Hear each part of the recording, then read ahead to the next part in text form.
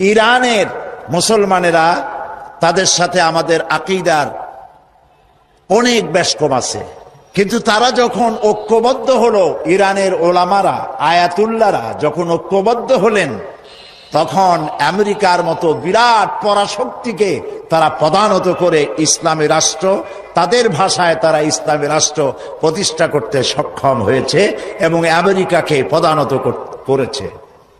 এখানে আয়াতুল্লাহ খমিনীর একটি কথা আমার মনে পড়ে, কি সাহস তার! ঈমান আকীদা যাই থাকুক, আকীদার প্রশ্নে আমরা আপোস করব না, কিন্তু এই কথাটা তো বলতেই পারি। যখন আমেরিকা তাকে বলেছিল যে আমার দূতাবাস থেকে যে 56 জনকে গ্রেফতার করা হয়েছে আমেরিকান, এদেরকে ছেড়ে দাও, তা না হলে তোমার খাদ্য রসদ, আমেরিকা থেকে যত সাহায্য যায় সব বন্ধ করে দেওয়া হবে। আয়াতুল্লাহ খমেনি জবাব দিয়েছিলেন আমেরিকান প্রেসিডেন্টকে, তুমি কারে খাবারের ভয় দেখাও? যেই জাতির বছরে 1 মাস না খাইয়া থাকা ফরজ, সেই জাতি তোমার খাবারের অপেক্ষা করবে? তোমার মতো কাফেরদের খাবারের কোনো পরোয়া আমরা করি না। মুসলমানেরা যখন ঐক্যবদ্ধ হয়েছিলেন, আল্লাহ তাদেরকে বিজয় দান করেছিলেন সেখানে। ঠিক এমনি করে পাকিস্তানে যখন সর্বশ্রেণীর ওলামায়ে কেরাম মুত্তাহিদায়ে আমল, মজলিস মুত্তাহিদায়ে আমল এ নাম করে যখন একটি সংগঠন কায়েম করলো, সমস্ত ফিরকার, মাকতুবায়ে খেয়ালের সমস্ত আলেমরা যখন ঐক্যবদ্ধ হলো, পৃথিবীকে অবাক করে দিয়ে ইসলামী শক্তি সেখানে বিজয় লাভ করলো। ঠিক অনুরূপ ভাবে বাংলাদেশ বিগত সরকার এইখানে অত্যাচার করেছে আলেমদের উপরে, এবং সবচাইতে বেশি দুশ্মনী করেছে তারা আলেমদের সাথে। আলেমরা ছিল তাদের জীবনের দুশ্মন। যে কবি তার কবিতার মধ্যে লিখেছে, ফজরের নামাজ যখন, ফজরের আজান যখন শুনি, মনে হয় যেন বেশ্যা তার খরিদ্দার ডাকতেছে। নওজুবিল্লাহ। ইতিহাস সাক্ষী, সেই ব্রিটিশ খেদাও আন্দোলন থেকে শুরু করে 2001 সালের 1 অক্টোবরের নির্বাচন পর্যন্ত ওলামারা যেখানে ঐক্যবদ্ধ হয়েছে সেখানেই বিজয় এসেছে। আমরা লক্ষ্য করে দেখেছি, আফগানিস্তান যুদ্ধ করল রাশিয়ার সাথে। এটি একটি অসম যুদ্ধ ছিল। আমার ভাষা আমি তখন বলতাম যে যুদ্ধ হচ্ছে নবজাতক শিশুর সঙ্গে সিন্দাবাদের বিরাট দৈত্যের সাথে। ওদের মডার্ন অস্ত্রপাতি আর আফগান মুজাহিদদের কাছে হলো নূহ আলাইহিস সালামের জমানায় বন্যায় ভিজানো গাদা বন্দুক। এই দিয়ে তারা লড়লেন। সেই লড়াইয়ে দেখা গেল রাশিয়ার মতো বিশাল দৈত্য কুপকাত হয়ে গেল, আর আল্লাহ তাআলা আফগান মুজাহিদিনদেরকে জিতিয়ে দিলেন। কেন দিয়েছিলেন? কারণ যুদ্ধ যখন লাগলো তখন সবাই পালানো শুরু করলো। ওই দেশটা জঙ্গল আর পাহাড় দিয়ে ভরা, সব পাহাড়ে জঙ্গলে সব পালাতে শুরু করলো। পালায় গিয়ে দেখলো ওলামারা সব এক জায়গায় এসে গেছে। ওই সব ওলামা যারা একজন আর একজনকে দেখতে পারে না, দেখলেই রুমাল দিয়ে মুখ ঢাকে, সালাম দিলে জবাব দেয় না। ফতোয়া দিয়েছিল সে কাফের 5 কারণে, উনি কাফের 3 কারণে, আর উনি কাফের 17 কারণে। এদেরকে যারা কাফের না মনে করে তারাও কাফের। আর ওই সব কাফের মরে গেলে তাদের কবরের উপর যে ঘাস হয়, সেই ঘাস যে গরুতে খায় সে গরুও কাফের। এই রকমের ফতোয়াবাজি যারা করছিল, তারা পাহাড়ে জঙ্গলে সব একজনের সঙ্গে আর একজনের দেখা হয়ে গেল, সালাম করলো, কোলাকুলি করলো। ব্যাপারটা ছিল এরকম, একজন বলছিল যে আমার ছেলেরা গেল মামু বাড়ি, মেয়েরা গেল নানা বাড়ি, বউ গেল তার বাপের বাড়ি, আমি গেলাম আমার শ্বশুর বাড়ি, যাই দেখি আমরা সব এক জায়গায়। এখন জঙ্গলের ভিতরে গিয়ে আলেম ওলামা, সুন্নি বেদাতি, এইটা সেইটা সব এক জায়গায় হয়ে গেছে, কোলাকুলি শুরু হয়েছে। বলল যদি এই কোলাকুলি আগে করতাম তাহলে তো রাশিয়ার ভূত আমাদের ঘাড়ে চড়তে পারত না। সুতরাং 9 বছর যুদ্ধ চললো। এই 9 বছরের অসম যুদ্ধে ওলামাদের ঐক্যের কারণেই আল্লাহ পাক আফগানে মুসলমানদেরকে ইসলামী রাষ্ট্র প্রতিষ্ঠার সুযোগ করে দিয়েছিলেন। আবার যে পতন ঘটলো, তাও মুজাহিদ আলেমদের মধ্যে যখন তাফরিকার সৃষ্টি হলো, ইখতিলাফ তৈরি হলো, একে অপরকে সন্দেহ করলো, দেখতে পারলো না, ভালো লাগলো না, সালাম কালাম করলো না, আবার কপাল পুড়লো, আবার বুশ এসে এদের হুশ নষ্ট করে দিল। আফগান আবার চলে গেল আরেকজনের দখলে। ঠিক এমনি করে পরকালকে যারা অস্বীকার করো, কিয়ামতে উঠতে হবে, এটাকে কিভাবে অস্বীকার করো? চিন্তা করে দেখো, তুমি নিষ্প্রাণ মাটি ছিলে, সেই মাটি দিয়েই আমি তোমাকে তৈরি করেছি। আবার আল্লাহ পাক মানুষকে আরো বুঝান, কিয়ামত আছে, পরকাল হবে, আল্লাহর দরবারে উঠতে হবে। আলাম ইয়াকুনু ফাতাম মিন মানিজ্জিয়ুমনা, তুমি কি মাতৃগর্ভে নিক্ষিপ্ত এক ফোঁটা পানি ছিলে না? সুম্মা কানা আলাকাতান ফাখালাকা ফাসাওয়া, এরপরে তোমাকে মাংসপিণ্ডে, জমাট রক্তে মাংসপিণ্ডে পরিণত করা হলো, এরপরে তোমাকে সুন্দর করে তোমাকে সুগঠিত করা হলো। ফাজআলা মিনহু যাওজাইনি যাকারা ওয়াল উনসা, এরপরে মাতৃগর্ভের ভিতরে আমি এটাকে পুরুষ বানালাম, কন্যা সন্তান অথবা পুত্র সন্তানে পরিণত করলাম। এইটা যে পেরেছে, যিনি পেরেছেন, আলাইসা যালিকা বিকাদিরিন আলা আইয়ুহিয়াল মাউতা, সে আল্লাহর পক্ষে কি সম্ভব নয় যে তোমার মৃত্যুর উপরে তিনি আবার চিন্তা করতে পারবেন? কি বলবেন, কি বলেন, সম্ভব না? তিনি পারবেন না? নিশ্চয়ই তিনি আবার কিয়ামতের মাঠে আমাদেরকে হাজির করতে পারবেন, এতে কোনো সন্দেহ নাই। আল্লাহ পাক সেই জন্য এখানে বলতেছেন যে ওরা বাল কাযযাবু বিসসাম, ওরা আসলেই পরকালকে অস্বীকার করেছে। আপনি যে নবী, এতে কোনো সন্দেহ নাই। আপনি খানা খান, আপনি বাজারে যান, এটাই মূল আপত্তির বিষয় না। মূল কথা হলো তারা পরকালকে অস্বীকার করেছে। আল্লাহ পাক বলেন, وأن الساعة آتية لا ريب فيها, অবশ্যই সে সময় আসবে, সে কিয়ামত আসবেই, এতে কোনো সন্দেহ নাই। وأن الله يبعث من في القبور, আর আল্লাহ পাক তিনি কবরের মধ্যে অন্তরিত যা কিছু আছে সবাইকে কিয়ামতের দিন আল্লাহ পাক ময়দানে উঠাবেন। কিয়ামতে আল্লাহর দরবারে সকলকে হাজির হতে হবে। আমার বন্ধুগণ, আল্লাহ পাক বলেন, ওয়ালাকাদ খালাকনাল ইনসানা মিন সুলালাতিন মিন তিন, লক্ষ্য করো, তুমি ছিলে মাটির নির্যাস থেকে, তোমাকে তৈরি করা হয়েছে। শুধু মাটির নির্যাস থেকে তোমাকে, কোনো মডেল ছাড়া, কোন ধরনের আদর্শ ছাড়া, কোন ধরনের নমুনা ছাড়া তোমাকে সৃষ্টি করা হলো। সুম্মা জাআলনাহু নুতফাতান ফি কারারিম মাকিন, এরপরে মাতৃগর্ভের একটা অত্যন্ত সুরক্ষিত জায়গায় তোমাকে সংরক্ষণ করা হয়েছিল। সুম্মা খালাকনান নুতফাতা আলাকাতান ফাখালাকনাল আলাকাতা মুদগা, রক্তপিণ্ডকে, নাপাক পানিকে জমাট রক্ত করেছি, জমাট রক্তকে আমি আবার গোশত পিণ্ডে পরিণত করেছি। ফাকাসাউনাল ইযামা লাহমা, এরপরে সুন্দর করে চামড়া দিয়া, গোশত দিয়ে একটা আকৃতি তোমাকে দান করেছি।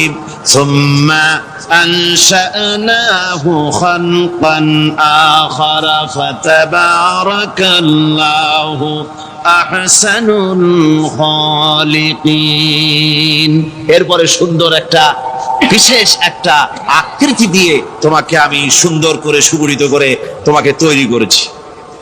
সুম্মা ইন্নাকুম বা'দা যালিকা লামাইতুন, এরপরে আমি আল্লাহ রাব্বুল আলামিন তোমাকে মৃত্যু দেব, অবশ্যই তোমাকে মৃত্যুবরণ করতে হবে। সুম্মা ইন্নাকুম ইয়াউমাল কিয়ামাতি তুবআসুন, এরপরে কিয়ামতের দিন আসবে, ওই বিশেষ মুহূর্ত আসবে, সেই নির্দিষ্ট সময় আসবে, ওই কিয়ামতের মাঠে আল্লাহর দরবারে তোমাদের সকলকে উঠতে হবে, কোনো সন্দেহ তাতে নাই।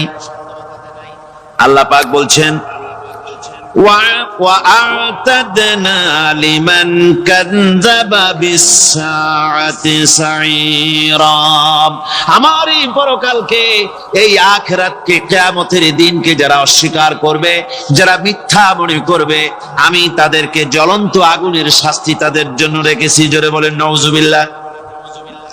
সেই কিয়ামত যে দিনটা আল্লাহ পাক মানুষের জন্য রেখেছেন, সেই কিয়ামতের অবস্থা বড়ই মারাত্মক। মানুষেরা তা জানে না।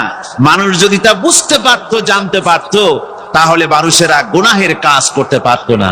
আপনারা কি চিন্তা করেন, ওই যে কাফের গুলি মক্কার জীবনে, রাসূল পাক সাল্লাল্লাহু আলাইহি ওয়াসাল্লামের মক্কি জিন্দেগিতে যে সমস্ত মানুষগুলি চুরি করত, ডাকাতি করত, জিনা করত, বদমাশি করত, মানুষ হত্যা করত, এই লোকগুলি ফিরে আসতো কিসের কারণে?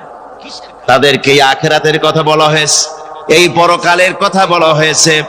কোরআন শরীফে আল্লাহ রাব্বুল আলামিন পরকালের কথা, মৃত্যুর কথা, কিয়ামতের কথা, হাসরের কথা, সিরাতের কথা, মিজানের কথা, মওতের কথা যত বলেছেন, জান্নাতের কথা যত জায়গায় যতগুলা বলেছেন, সবগুলি আয়াতে কারিমা যদি এক জায়গায় করা যায়, তাহলে পুরা কোরআন শরীফের 1/3 10 পারার সমান হবে। জোরে বলেন সুবহানাল্লাহ। যেহেতু পরকালের চিন্তা ছাড়া মানুষের জীবন পরিচ্ছন্ন হতে পারে না, সুন্দর হতে পারে না, অপরাধ মুক্ত হতে পারে না। আল্লাহ পাক বলেন সেই দিনটি বড়ই ভয়ানক, বিপজ্জনক। ওই দিনটির ব্যাপারে আল্লাহ পাক তার বান্দাদেরকে সতর্ক করে দিয়েছেন, বান্দারা সতর্ক হয়ে যাও, এইভাবে দিন যাবে না, কিয়ামত আসবে। আর ওই কিয়ামত এত মারাত্মক হবে, আল্লাহ সতর্ক করছেন বান্দাদেরকে, ইয়া আইয়ুহান নাসুত্তাকু রাব্বাকুম ইন্না যালজালাতাস সাআতি শাইউন আযীম। হে মানব সকল, আত্মরক্ষা করো খোদার গজব থেকে, আল্লাহর গজব থেকে আত্মরক্ষা করো। ইন্না যালজালাতাস সাআতি শাইউন আযীম, সেই কিয়ামতের সেই কম্পন খুবই মারাত্মক, খুবই ভয়াবহ কম্পন সৃষ্টি হবে সেদিন। ইয়াউমা তারাউনাহা তাযহালু কুল্লু মুরদিআতিন আম্মা আরদাআত, সেদিন দেখতে পাবে স্তন্যদায়িনী মা, যে মা তার সন্তানকে দুধ দেয়, ওই মাও তার দুধের বাচ্চার কথা ভুলে যাবে, মনে থাকবে না। আল্লাহ রাব্বুল আলামিন বলেন, ওয়াতাদাউ কুল্লু যাতিন হামলিন হামলাহা, গর্ভধারিণী। আর আপনার মোবাইলের স্পিকার দিয়ে হোক 1 ঘন্টা 1.5 ঘন্টা 30 মিনিট যাই হোক, লম্বা লম্বা তেলাওয়াত ঘরের মধ্যে ছেড়ে দিয়ে চুপচাপ শুনবেন, শুয়ে থাকবেন ছেড়ে দিয়ে। বাচ্চা ঘুমায় না, ঘরের মধ্যে তেলাওয়াত চালায় দেন, দেখবেন এই তেলাওয়াতের বরকতে আল্লাহ তাআলা শয়তানের সবগুলো জাদুর বিচ্ছু কেটে দিবে, শয়তানের সবগুলো বান আল্লাহ তাআলা অকেজ করে দিবে। এবং তেলাওয়াতের বরকতে, কোরআনুল কারীম তেলাওয়াতের বরকতে, আল্লাহর ইসমে জাতের নামের বরকতে ঘরের থেকে শয়তান এবং শয়তানের সকল প্রতিক্রিয়া আল্লাহ তাআলা দূর করে দিবেন। প্রতিদিন যদি কেউ বাসায় এই কাজ করে, বিশেষ করে যে মহিলার বাচ্চারা রাতে ঠিক মতো ঘুমায় না, আপনি অ্যাপ্লাই করেন, প্রতিদিন বাচ্চার মাথায় করে আপনি এটা ছেড়ে দেন, দেখবেন আপনার বাচ্চা সবার আগে ঘুমাবে। কোরআনের বরকত বাইরে কোরআন আল্লাহ আমাদের দিয়েছেন, আমরা ব্যবহার করবো না কেন, আমরা আমল করবো না কেন? যাই হোক, অনেক কথা বলে নির্দিষ্ট বিষয়বস্তুর ভিতরে থেকে শেষে কিছু পরামর্শ এবং আমলের কথা বলেছি। কেউ যদি কষ্ট পেয়ে থাকেন, আল্লাহ তাআলা ভুল কথাগুলো ক্ষমা করে ভালো কথাগুলোর উপরে আল্লাহ আমাদের সকলকে আমলের তৌফিক দান করেন। সকলে বলেন আমিন। কি আপনারা কষ্ট পেয়েছেন নাকি? খুশি আপনারা? কারা কারা খুশি? নারায়ে তাকবীর। দুই হাত উঁচু করেন, সবাই হাত উঁচু করেন। নারায়ে তাকবীর, নারায়ে তাকবীর। বলেন বিসমিল্লাহ। আরেকবার বলেন, আরেকবার বলেন। পকেটে হাত দেন, তিনবারের বিসমিল্লাহ বরকত বেশি। দুই হাত পকেটে হাত দেন। শীতকালে পকেট অনেকগুলো, যেই পকেটে টাকা ওই পকেটে হাত দেন। মাদ্রাসার জন্য যার কাছে যা আছে শেষ সম্পদটুকু দান করে দিয়ে যাবেন। যার কাছে যা আছে, রিক্সা বাড়ি হেঁটে যাবেন, দেওয়া হয়ে গেছে, টাকার সব দেওয়া হয়ে গেছে, দেওয়া হয়ে গেছে যেহেতু আর কি দিকে দোয়া দিয়ে, আর যার কাছে আছে শেষটুকু দিয়ে গেছে। ছাত্ররা একটু পেছনের দিক থেকে কেউ যাও, এক জায়গায় গেল না, ছয় আছে জায়গা। মহিলা প্যান্ডেলে যারা দায়িত্বে আছেন, মা বোনেরা আপনারা একটু দাঁড়ে এগিয়ে থাকেন। মন্দির খুলে দেন, মাদ্রাসার কাজ কাম শুরু হবে, আপনারা মন্দির খুলে দান করেন। আর এই প্যাকেটওয়ালা যারা দান নিতেছে, তোমরা এখান থেকে চলে যাবো দোকান পাটে। আরো আগে যাওয়া হয়েছে কমপ্লিট, ও জায়গায় ভুল করে না। দোকান পাটে বহু ব্যবসা, ওই দোকানের লোক সব আপনি এরকম মাঠ আরো বড় লাগতো। এত লোক এই মাহফিলের দোকান পাটে আসে, আর দোকানদারেরাও এত আসে, মাশাআল্লাহ। আচ্ছা, আমি চাই না যে কারোর ব্যবসা ক্ষতি হোক, কিন্তু সবকিছু লিমিটের ভিতরে থাকা দরকার। একটা নির্দিষ্ট এরিয়ায়, মানে মাহফিলের থেকে আমরা গাড়ি নিয়েই ঢুকতে পারি না, এত পরিমাণ রাস্তার অবস্থা। ওনারা ব্যবসা করুক, সমস্যা নাই, কিন্তু নির্দিষ্ট একটা টাইম একটু পরামর্শ দিয়ে যায়। দোকানদাররা দোকানদারিও করুক, মাহফিলেরা মাহফিলও করুক, একটা টাইম দিয়ে দেন যে প্রধান বক্তার বয়ানের আগ পর্যন্ত দোকানদারি চলবে এবং নির্দিষ্ট দূরত্ব পর্যন্ত চলবে। প্রধান বক্তার বয়ান শুরু হয়ে যাবে, দোকানদারেরাও দোকান থেকে মাহফিল শুনতে আসবে। এরকম সিস্টেম করেন, এরকম ব্যবসা হলো, আমাদের ওয়াজও হলো, শেষে কালেকশন হলো, সবই হলো। ঠিক আছে না? ওনারা শেষে আবার ব্যবসা করবে। প্রধান বক্তার বয়ানের টাইমে কোনো দোকানদারি চলবে না। দোকানে যদি বসেও থাকে, দোকান বন্ধ করে বসে থাকবে, স্বেচ্ছাসেবক লাঠি নিয়ে করবে, খবরদার। ঠিক আছে না? ওনাদেরটাও হোক, ওনাদের আশা বন্ধ হোক, এটা আমিও চাই না। ওনারা সারা বছর বক্তাদের মতো সিজনের অপেক্ষায় থাকে আর কি, ওনাদেরও এটা ইনকাম সোর্স। ব্যবসা করুক, ভালো জিনিস বেচুক, মাহফিলের ডিস্টার্ব না হোক। যাই হোক, অনেক কথা হয়েছে, টাকা পয়সা যারা দিয়েছে আল্লাহ তাদেরকে জাযাকাত দান করুন। বুঝলেন? কিছু বলুন বাড়িওয়ালা, পুরান বদল কথা চলবে,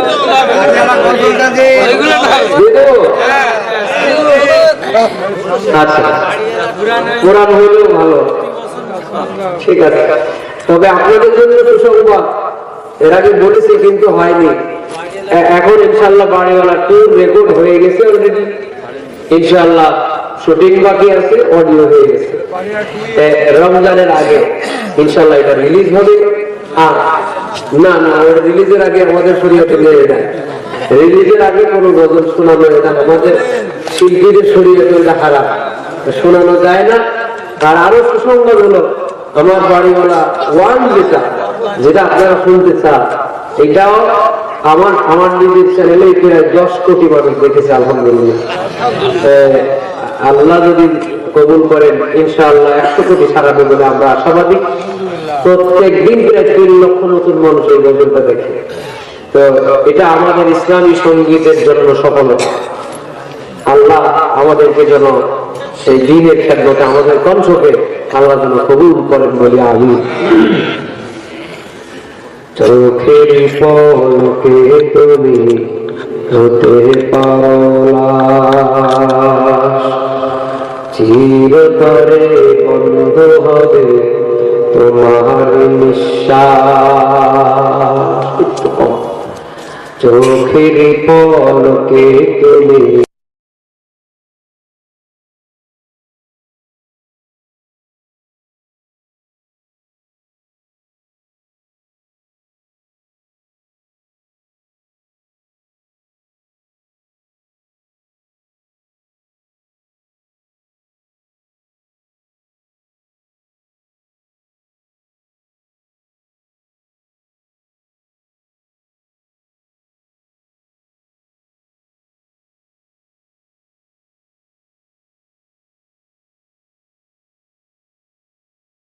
বাড়িওয়ালা নাই রে বাড়ি নাই রে দুনিয়াতে, বাড়িওয়ালা নাই রে বাড়ি নাই রে দুনিয়াতে। তোমার ভয় থাকতো মানুষ ছিল বাহাদুরি, ভাবনি হাওয়ায় ওড়া তুমি যে রঙিন ঘুড়ি। তোমার ভয় থাকতো মানুষ ছিল বাহাদুরি, ভাবনি হাওয়ায় ওড়া তুমি যে রঙিন ঘুড়ি। সুতো টান দিলে মানি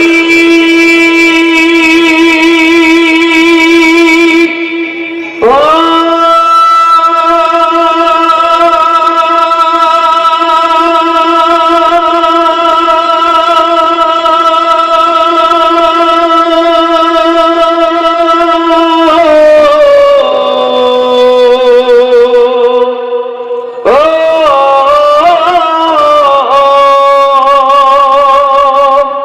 সুতোয় টান দিলে মালিক পারবে না থাকিতে,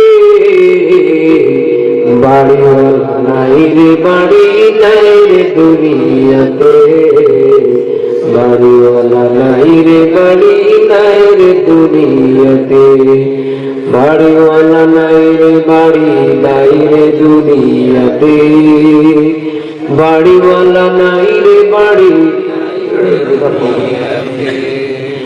গাড়ি বাড়ি মিল ফ্যাক্টরি টাকার পাহাড়, বিলাসিতায় কেটেছে জনম কত অহংকার। গাড়ি বাড়ি মিল ফ্যাক্টরি টাকার পাহাড়, বিলাসিতায় কেটেছে জনম কত অহংকার। দামি কাপড় ছেড়ে হবে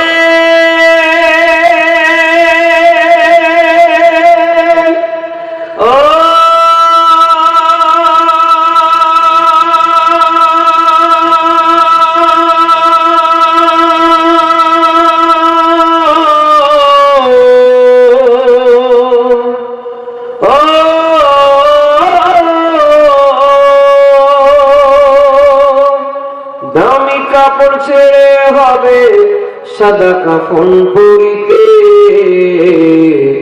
বাড়িওয়ালা নাই রে বাড়ি নাই রে দুনিয়াতে, বাড়িওয়ালা নাই রে বাড়ি নাই রে দুনিয়াতে। চোখের পর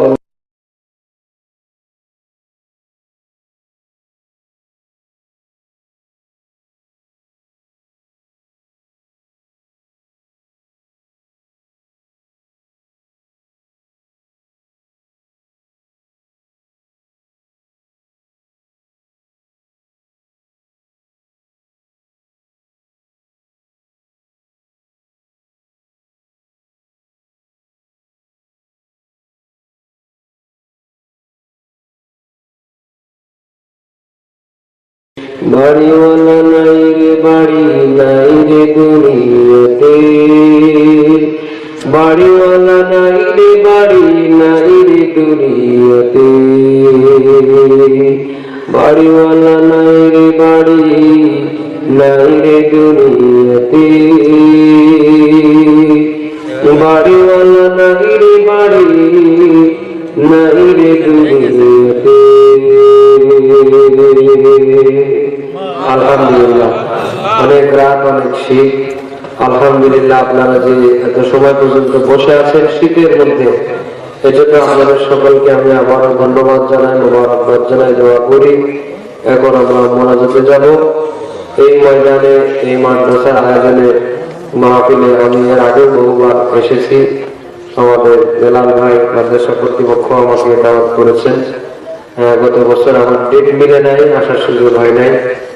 সমস্যা হলো যে ডেট নির্ধারণ করে আমার দাওয়াত দেয়, এই জন্য মিলে না। আমার থেকে নিলে আর মেলানো সহজ হয়ে যায়। সামনে থেকে আমার থেকে নিলে ইনশাল্লাহ সহজ হবে। আপনাদের এখানে আসতে আমারও ভালো লাগে, আপনাদের সাথে আমাদের একটা মহব্বত। এবং আমাদের এই ভাই মন্ত্রী না আমাদের, হ্যাঁ, তো এখানে আমার ইউটিউবে সব থেকে বেশি ভিউওয়ালা যে বয়ান সেটা এই ময়দানের বয়ান, নিমজুরিতে মনে আছে না? তো এখানে ওনাদেরও ভালো চলেন, সেই হিসাবে এই মঠের কথা আমার মনে থাকে। হ্যাঁ, কয়েক মিলিয়ন, মানে 5 মিলিয়নের উপরে, অর্থাৎ 50 লক্ষের উপরে ভিউ আছে এই ময়দানে। প্রথমবার যেটা আসছিল ওইবারের বাসটা, তো এটা বহুত মানুষ দেখে, প্রতিদিন বহুত মানুষ দেখে। তা আলহামদুলিল্লাহ, সে কারণে আপনাদের সাথে মহব্বত। আল্লাহ তাআলা আমাদের সকলকে দিনের জন্য কবুল করে।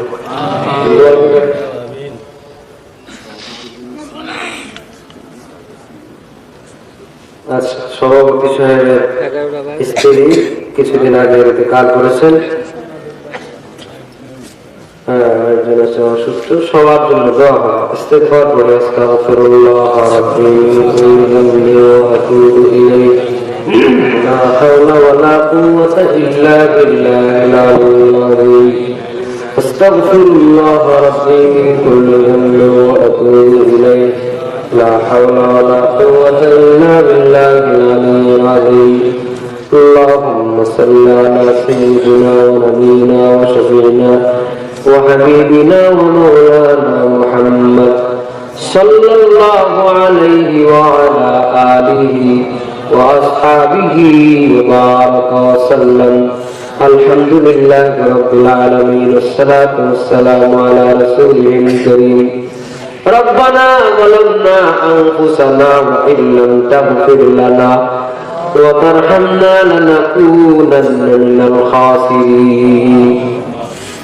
ফিরিয়ে না দিও মাবুদ, ফিরিয়ে না দিও, মোনাজাত করেছি ক্ষমা তুমি করিও।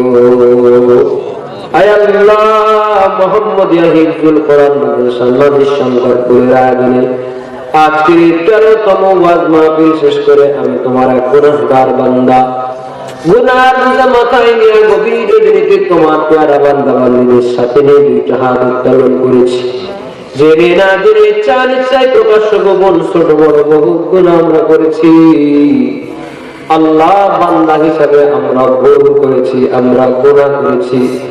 মালিক মাওলা হিসাবে তুমি আমাদের গুনাহগুলো মাফ করে দাও। জানি না কবে এই দুনিয়ার মায়া ত্যাগ করে অন্ধকার কবরে চলে যাওয়ার ডাক চলে আসে। আল্লাহ, বেঈমানের মতো মরণ থেকে আমাদের হেফাজত করে দাও। ইমানদারের মতো মরণ আমাদের সবাই দান করে দিও। কবরে হাসরের নিদানের মঞ্চেরাতে কামিয়াবি দান করে দিও।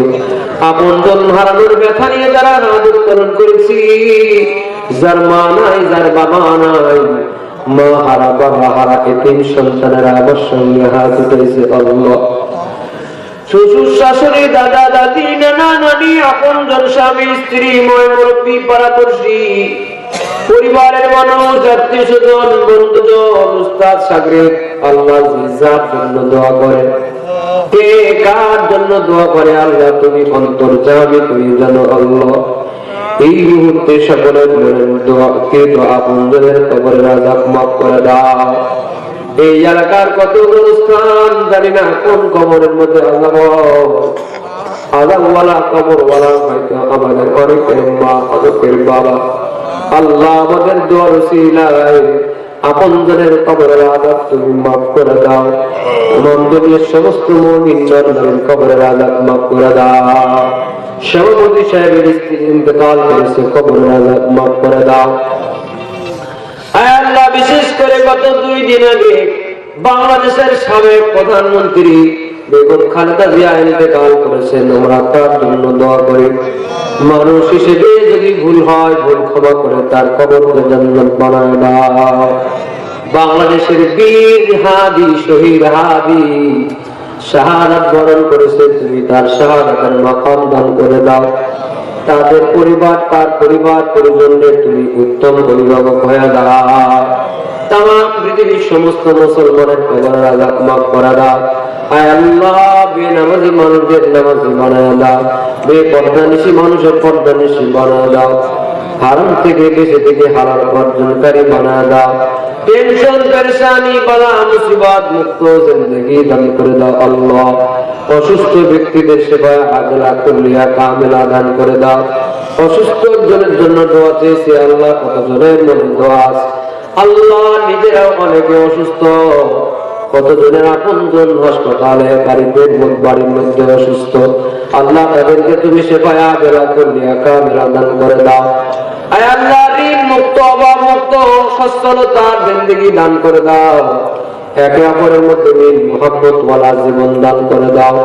আল্লাহ এই মাহফিলকে এলাকাবাসীর নাজাতের ওসিলায় হিসেবে কবুল করে নাও। এলাকার বহুত মানুষ আজকে এই মাহফিলের জন্য সবর করেছে।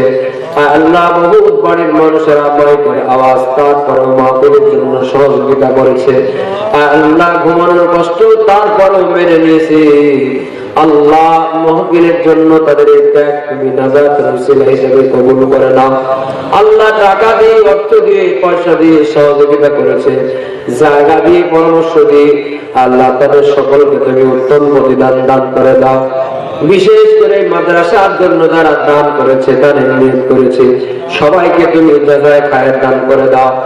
কমিটির সদস্যদের কবুল করে নাও, উস্তাদদের খেদমত কবুল করে নাও, ছাত্রদের জেহেন জাকাত বাড়া দাও, হক্কানি হাফেজ আলিম হিসেবে কবুল করে নাও। আল্লাহ সবার মনের নেক দোয়াগুলো তুমি কবুল করে নাও। পর্দার আড়ালের মা বোনদের দোয়াগুলো তুমি কবুল করে নাও। মুসলমানের বাংলাদেশ থেকে কোরআন শাসনের বাংলাদেশ বানায় দাও। জীবনে একবার মক্কা মদিনা জিয়ারতের তৌফিক আমাদের দান করে দাও। সারা পৃথিবীর জালিমদের তুমি ধ্বংস করে দাও। আল্লাহ মুসলিমদের তুমি বিজয় করে দাও।